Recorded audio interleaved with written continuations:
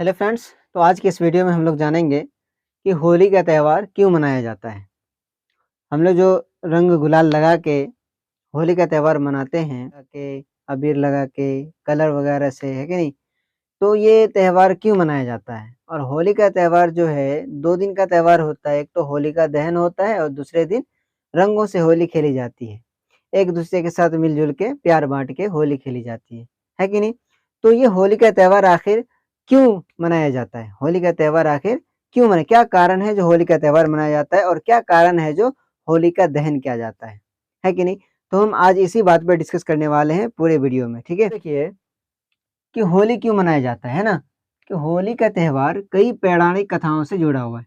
देखो, होली आजकल का नहीं है, बहुत पुराने ज़माने से चलते आ रहा है। वैदिक काल में भी ये मनाया जाता था, लेकिन दूसरे हिसाब से मनाया जाता है। वैदिक काल में क्या था कि लोग होली का दहन जो करता था ना, तो वैदिक काल में जो अनाज होता था खेतों में उसको जो है अध पका कर के उसको मतलब जो हुआ रहता है अनाज और अभी वो पका हुआ नहीं रहता अनाज, ठीक है?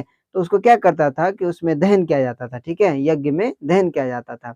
उसी यज्ञ में दहन करके उसी का नाम वैदिक काल में होलिका दहन रखा था। मतलब उसको होला कहा जाता था। मतलब अनाज को उस यज्ञ में दहन करना उसको होला कहा जाता था। उसी से होली का उत्सव वहाँ पे वैदिक काल में नाम था। लेकिन जब धीरे-धीरे ज़माना आता गया तो इस तरह से उसका नाम जो है होली कैसे पड़ा और होली का दहन कैसे होने लगा, उसी बात को जानेंगे, ठीक है ना?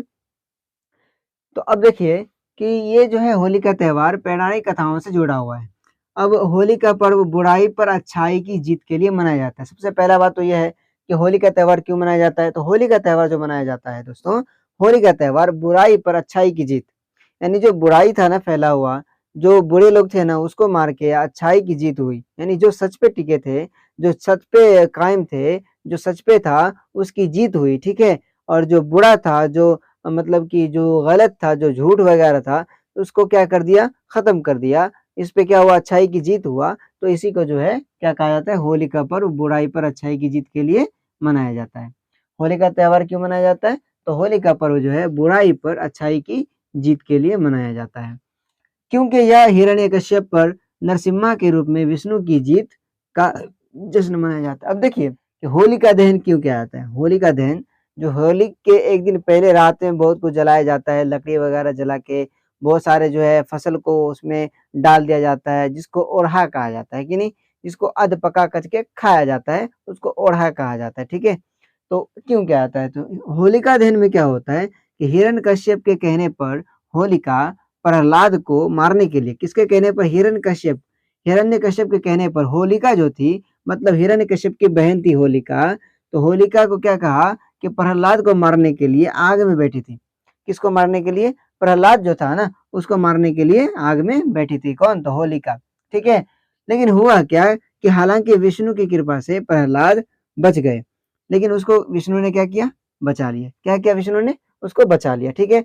लेकिन आग मतलब आग से उसको बचा लिया और होलिका जो उसमें बैठी थी, वो आग में जो बैठी थी उसका प्रहलाद का इंतज़ार कर रही थी कि प्रहलाद आएगा तो उसको खींच के उसी में जला दिया जाएगा। लेकिन विष्णु जी इसको पता चला, तो विष्णु ने क्या किया? विष्णु जी ने क्या किया कि उसको मतलब प्रहलाद को बचा लिया। तो उसमें क्या हुआ कि होलिका जो थी, होलिका उसी में जल गई। होलिका क्या हुआ? उसी में जल गई। तो होलिका को किसने कहा था? हिरण्यकश्यप ने कहा था। हिरण्यकश्यप ने कहा था होलिका को कि आप मतलब प्रहलाद का प्रहलाद को मारना है ना? तो उसने क्या किया कि आगे में जाने का मतलब उसका इंतज़ार कर रही थी। लेकिन हुआ क्या कि विष्णु ने उसको प्रहलाद को बचा लिया।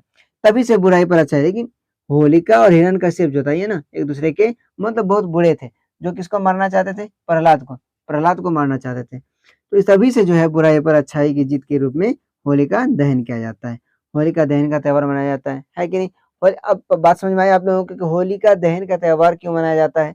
तो होलिका दहन का त्योहार इसलिए मनाया जाता है क्योंकि हिरण्यकश्यप ने अपने बहन होलिका को कहा था कि प्रहलाद को आग में जलाने के लिए या फिर मारने के लिए, तो होलिका ने वो आग में बैठ के इंतज़ार कर रही थी प्रहलाद का, तभी विष्णु जी को पता चल गया कि ये प्रहलाद को मारने वाली है, तो उसने क्या किया कि प्रहलाद को बचा लिया और वो जो है, जो होलिका थी, वो उसी में जल के मर गई। तभी से जो है बुराई पर अच्छाई की जीत हो गई और उसी के रूप में होलिका दहन का त्योहार मनाया जाने लगा। ठीक है? वैदिक काल में इस पर्व को नवात्यष्टि कहा जाता था। वैदिक काल में, जब वेदों का काल था ना, तो वैदिक काल में जो है इस पर्व को, मतलब होली के पर्व को नवात्यष्टि कहा जाता था। अब इसमें क्या होता है, प्रेम का पर्व। एक तो हुआ होली का दहन, अब दूसरा क्या होता है, रंगों का त्योहार। इसमें रंग भी लगाया जाता है, सिर्फ दहन तो नहीं किया जाता है। अगले दिन होके उसमें जो है रंग वगैरह भी लगाते हैं, गीत वगैरह भी गाते हैं, है कि नहीं? तो क्यों? तो होली को प्रेम का पर्व और भाईचारे का संकेत माना जाता है। होली को क्या माना जाता है?